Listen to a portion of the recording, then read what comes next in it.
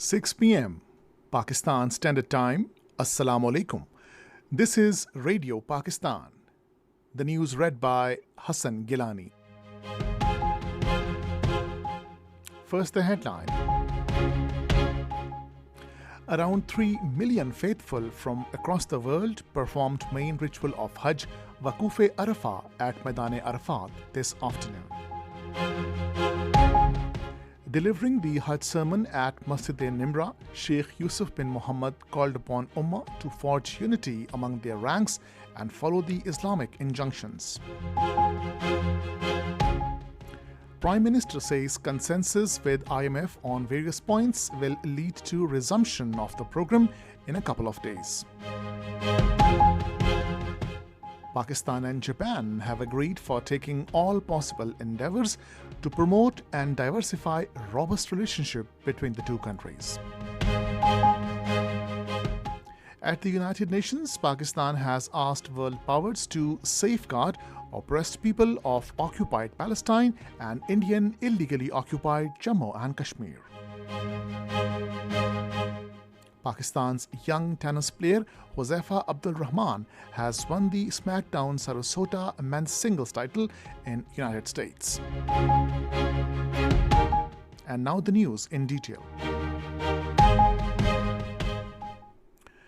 Chanting Labbaik Allahumma Labbaik, around 3 million Hujjaj performed Rukn-e-Azam of Hajj Waquf Arafah this afternoon. Delivering Hajj sermon at Masjid-e-Nimra in Maidan Arafat, Sheikh Dr. Yusuf bin Muhammad bin Saeed called for forging unity among Muslim Ummah and following the Islamic injunctions for success not only in the world but also in the world thereafter. He said success lies in the fear of Allah Almighty and following His commandments. He said respecting and valuing humanity is obligatory upon all Muslims. He advised Muslims to refrain from conflict and act upon the path of Prophet Hazrat Muhammad Rasulullah Khatmun Nabeen Sallallahu Alaihi Wasallam. The Imam said that Muslims should exhibit best of the manners, as only those who will have good manners will be close to the Holy Prophet, peace be upon him, on the Day of Judgment. He said all the Muslims are like part of one body. When any part of the body is hurt, the pain is felt in the whole body. The Sheikh further said that the terrorism does not belong to any religion or nation. The Hujjaj offered Zohar and Asr prayers together. They will stay at the Mount Arafat, spending the whole day in the supplication, praying for prosperity and solidarity of Ummah. Prime Minister Mohammad Shehbaz Sharif today held a telephonic conversation with Managing Director of International Monetary Fund, Kristalina Georgieva, and discussed matters relating to IMF program with Pakistan. During the talk, the Prime Minister expressed the hope that the consensus between Pakistan and IMF on various points will lead to fund's decision to resume the program in a couple of days. He reiterated his resolve to meet the targets of improving the country's economic situation with joint efforts. The IMF Managing Director acknowledged the efforts of Finance Minister and his team for completing the program. Kristalina Georgieva also praised the Prime Minister's leadership role in his efforts with respect to IMF program. She said the IMF wants an improved economic situation of Pakistan. Finance Minister Ishaq Dar says the Federal Board of Revenue has collected revenue of 7,000 billion rupees by 26 June for the first time in the history of Pakistan. In a tweet, he said the revenue collection will further increase till 30th of this month. Pakistan and Japan have agreed for taking all possible endeavors to preserve, promote and diversify the long-standing robust relationship between the two countries. The agreement was reached during the 13th round of bilateral political consultations between Pakistan and Japan held in Tokyo today. Foreign Secretary Dr. Asad Majid Khan led the Pakistani side at the talks, while the Japanese side was led by Senior Deputy Minister for Foreign Affairs Shigeo Yamada.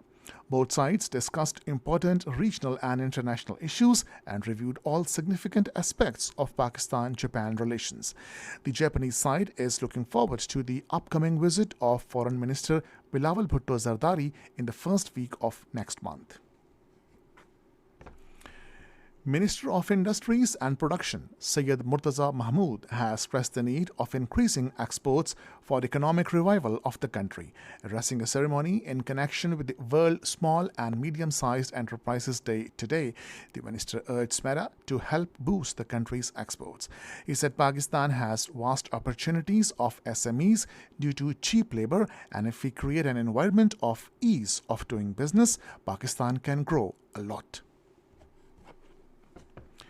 Minister for Maritime Affairs Syed Faisal Sabzwari distributed regularization orders among contract employees of Karachi Port Trust under Prime Minister's assistance package in Karachi today. Speaking on the occasion, he urged the employees to work with sincerity for the development of organization. This is Radio Pakistan. Pakistan has urged the advocates of concept of responsibility to protect, to safeguard the oppressed people of occupied Palestine and Indian illegally occupied Jammu and Kashmir. Pakistan's Deputy Permanent Representative to the United Nations, Amir Khan, while speaking at the United Nations General Assembly, said some powerful states have failed to invoke this concept by showing hesitancy either in condemning the massive human rights violations committed by the so-called strategic allies. He said for more than 7 decades, India has denied the right of self-determination to Kashmiri people in violation of multiple resolutions of the Security Council prescribing a free and fair plebiscite. Pakistan's permanent representative to the United Nations, Munir Akram, has greeted the UN community and Muslim citizens on Eid al-Adha. In a message on the eve of Eid al-Adha, which is being celebrated in the US tomorrow, he said, on this auspicious occasion, it is appropriate to manifest in accordance with the immutable principles of Islam. Munir Akram said, let us reaffirm our commitment to end global hunger and eliminate inequality, injustice, and indiscrimination across the world. In Indian illegally occupied Jammu and Kashmir, occupation troops in their fresh act of state terrorism martyred a Kashmiri youth in Kulgam district today. According to Kashmir Media Service, the youth was martyred during a cordon and search operation in Hura area of the district. All Parties Hurriyat Conference Vice Chairman Ghulam Ahmad Gulzar, in a statement in Srinagar, said the Hindutva regime led by Narendra Modi has turned Jammu and Kashmir into a land of widows and orphans. Other Hurriyat leaders, including Sayyid Bashir Andarabi, Khaja Firdaus, and Farida Behenji, said the blasphemous acts of Indian soldiers, like forcing Kashmiris to chant Jai Shri Ram in mosques, have become new policy of the fascist Hindutva regime in the territory. On the other hand, the mother of illegally detained APHC leader Merajuddin Nanda passed away in Srinagar last night. She has been languishing in Agra jail in the Indian state of Uttar Pradesh for the past many years. In Sudan, the commander of the Sudanese Paramilitary Rapid Support Force has announced a 2-day unilateral ceasefire against the army ahead of Eid al-Adha. In an audio message, he said, "We are declaring a unilateral ceasefire except for self-defense situations on Eid al-Adha." Turkey has condemned Israel's approval of construction of approximately 5,700 new settlement units in the occupied West Bank. Turkish Foreign Ministry in a statement said the illegal settlements seriously damage the ground for the two-state resolution and the perspective of lasting peace. Turkey has called on Israel to immediately put an end to the totally unacceptable settlement activities in the occupied Palestinian territories, which usurp the rights of the Palestinian people in contravention to international law.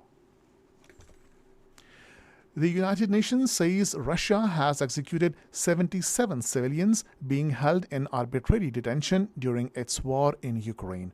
Head of the mission, Matalinda Bogner, told a press briefing in Geneva that Russian armed forces, law enforcement, and authorities are engaged in widespread torture and ill treatment of civilian detainees.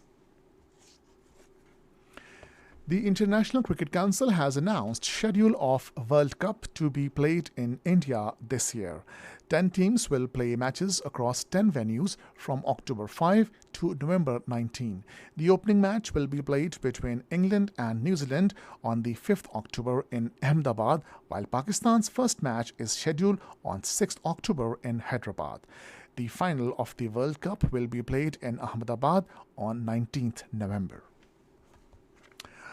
Pakistan's young tennis player Huzaifa Abdul Rahman has won the SmackDown Sarasota men's singles title in the United States.